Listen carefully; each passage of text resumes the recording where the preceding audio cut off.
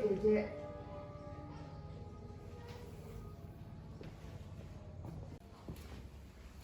Heh, bangun. Emang kamu hari ini nggak PJJ? Iya, entar.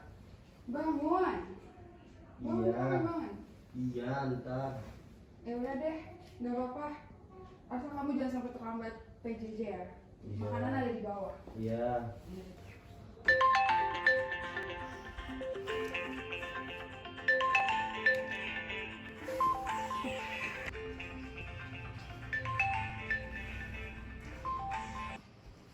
Oh, apa Pet? Hah? Gue dicariin. Sama siapa? Bayar Mel. Pelajaran sejarah. Gue baru bangun, Jir. Iya nih, gue join. Yuk.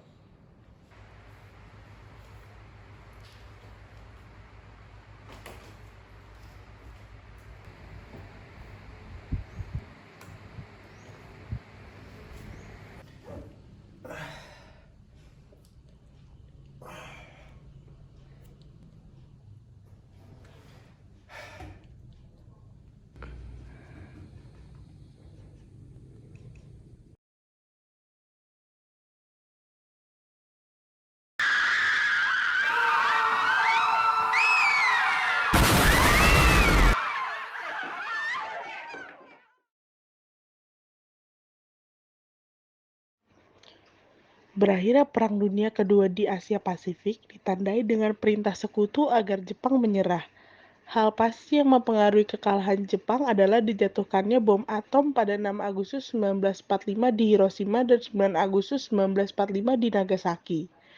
Kekalahan Jepang ini disambut Indonesia sebagai harapan baru untuk membebaskan diri dari penjajahan dan mencapai kemerdekaan.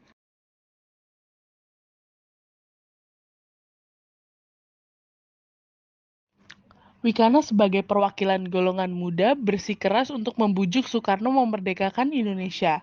Hal ini dikarenakan terdapat perbedaan pendapat antara golongan muda dan golongan tua.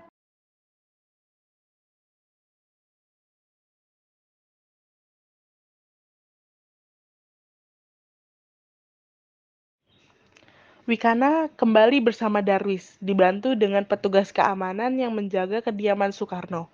Awalnya Soekarno tetap menolak dan memilih untuk merumuskan bersama PPKI pada tanggal 16 Agustus 1945.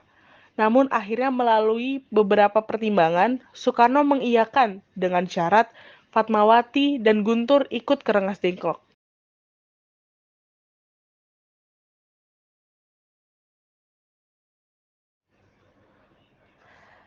Setelah dibawa ke Rengas Dengklok, Soekarno, Muhammad Hatta, dan Khairul Saleh berdiskusi perihal kemerdekaan. Namun tetap, Soekarno dan Muhammad Hatta memilih menunggu rapat bersama PPKI besok.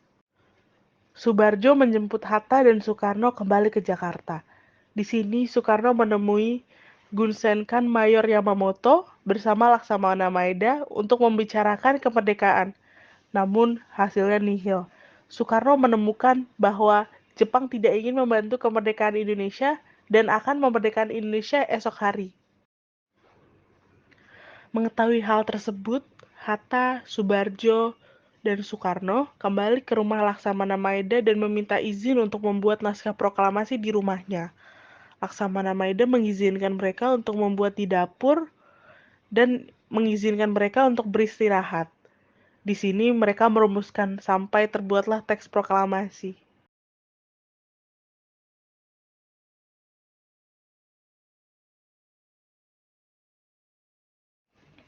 Setelah teks proklamasi selesai dibuat, Soekarno dan Hatta membacakan teks proklamasi di depan beberapa golongan pemuda yang saat itu turut mengikuti Soekarno saat di rumah Laksamana Maeda.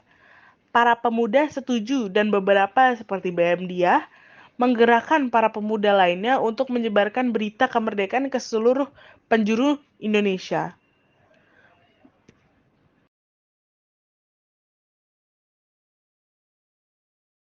Bendera merah putih dijahit oleh Ibu Fatmawati, yang nantinya akan dikibarkan oleh Latif, Suhud, dan Surasri Kusumo Trimurti. Sampailah hari di mana proklamasi dikumandangkan. Proklamasi. Kami, bangsa Indonesia. Dengan ini menyatakan kemerdekaan Indonesia. Hal-hal yang mengenai pemindahan kekuasaan dan lain-lain diselenggarakan dengan cara seksama dan dalam tempo yang sesingkat-singkatnya. Atas nama bangsa Indonesia, Soekarno-Hatta. Selanjutnya, pembacaan pidato oleh Suwiryo selaku Ibu Kota Jakarta pada saat itu yang berisikan tentang hal-hal yang menyangkut kemerdekaan. Dan begitulah prosesi proklamasi kemerdekaan bangsa Indonesia. Kata merdeka bukan berarti tidak akan ada ancaman lagi di masa depan. Justru, kata merdeka adalah pacuan semangat kita untuk terus mempertahankan bangsa Indonesia yang sudah susah payah didapatkan oleh petinggi negara.